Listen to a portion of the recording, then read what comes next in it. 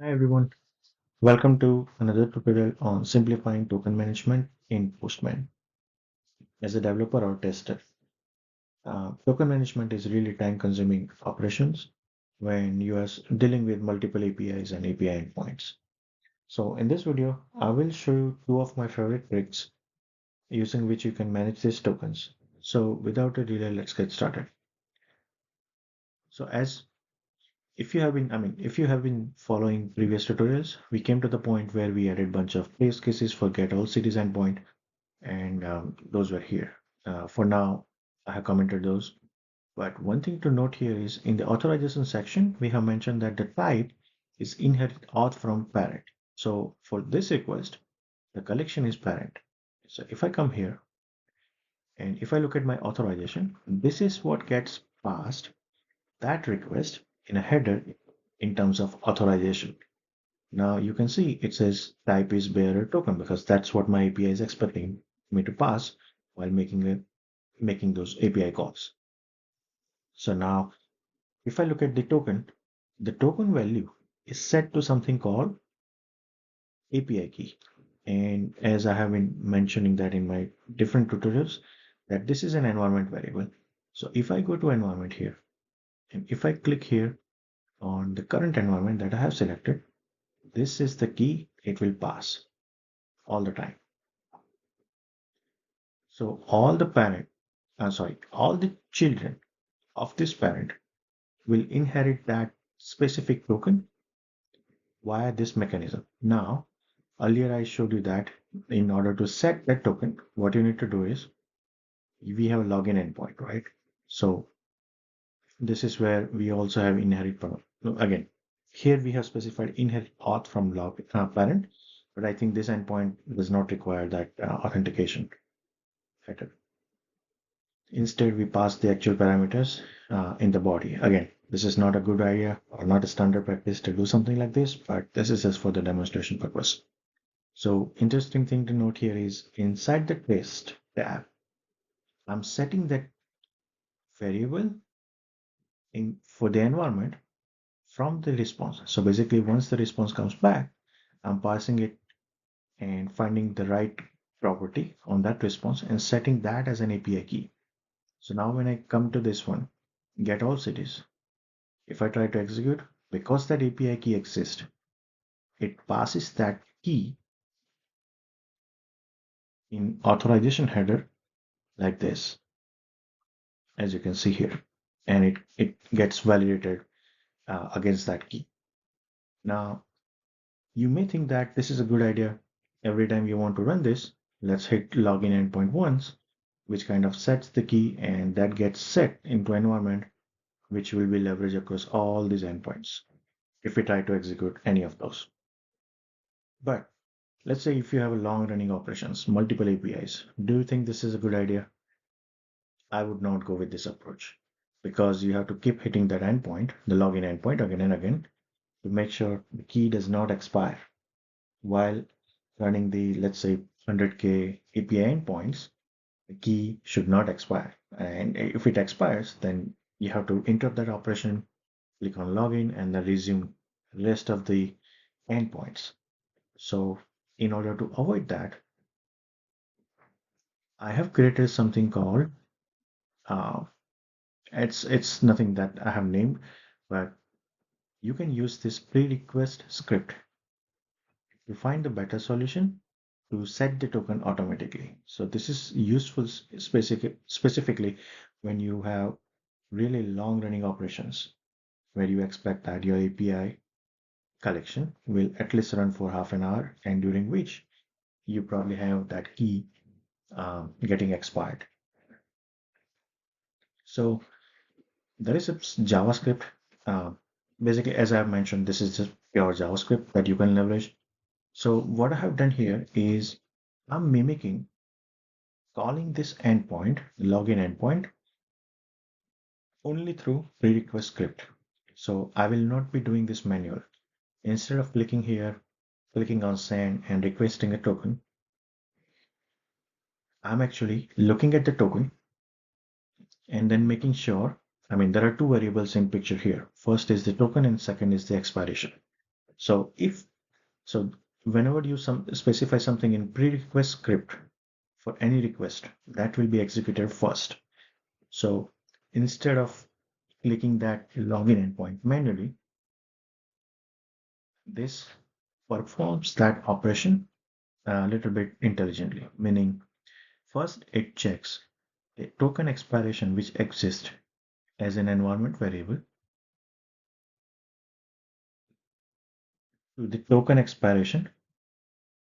Um, no, sorry, the token expiration gets validated against the current time, meaning the moment you get that token, I'm actually parsing that token, decoding the token, and setting that token as a variable and also the expiration as a variable.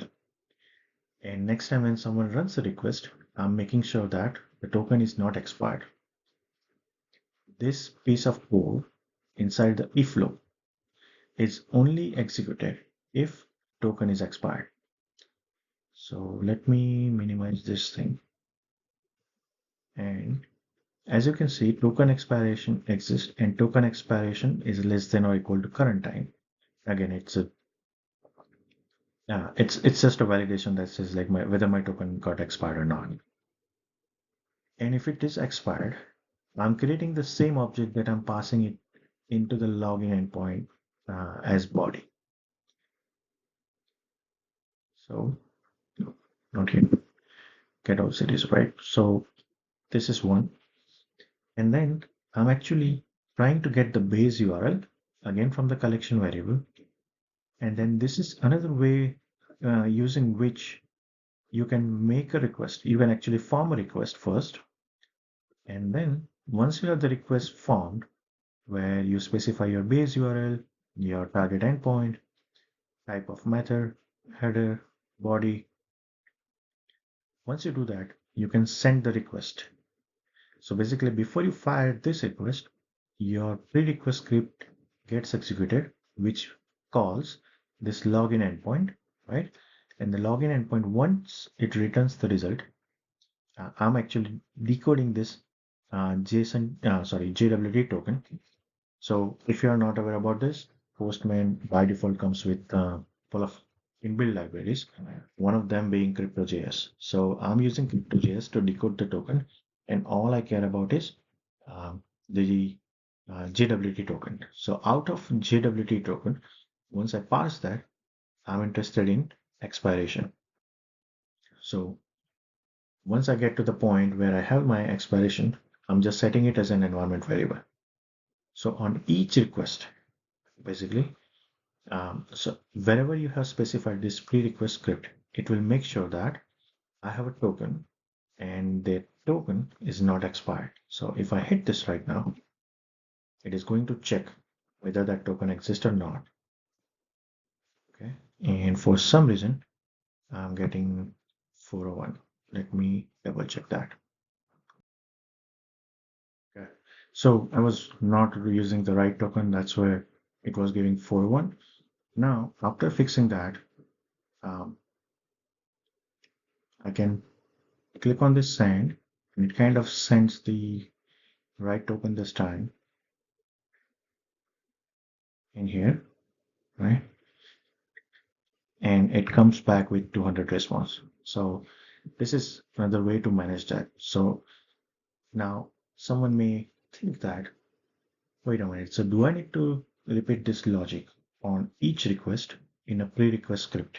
The answer is no. Uh, there is a smarter way to do that. So what I'm going to do is I'm going to comment this out and I will save this. So as you can see, there are no pre-request script available on this one. And also, I'll try to make sure the token gets expired, or it kind of mimics that the token is expired. So as you can see, the token expiration is set to 168.274.3821. This is more like a Linux time. So Linux epoch time here. So I'm going to remove, let's say, last three digits, and I'm going to save this. So that means it's less than the current time. So token is already expired. And at the same time, in get all cities, I commented out code in my Postman prerequest script. So basically, this point, um, it is getting authorization from parent, which is clean architecture API collection, and it has the variable here. I'm sorry, not clean architecture API. It's getting the, yes, actually it's the authorization that comes as an API key from environment, and this is the variable, right? So API key is set. Why? The token is expired already. So by setting this value to something lower than the current time, I'm just trying to mimic that the token is expired.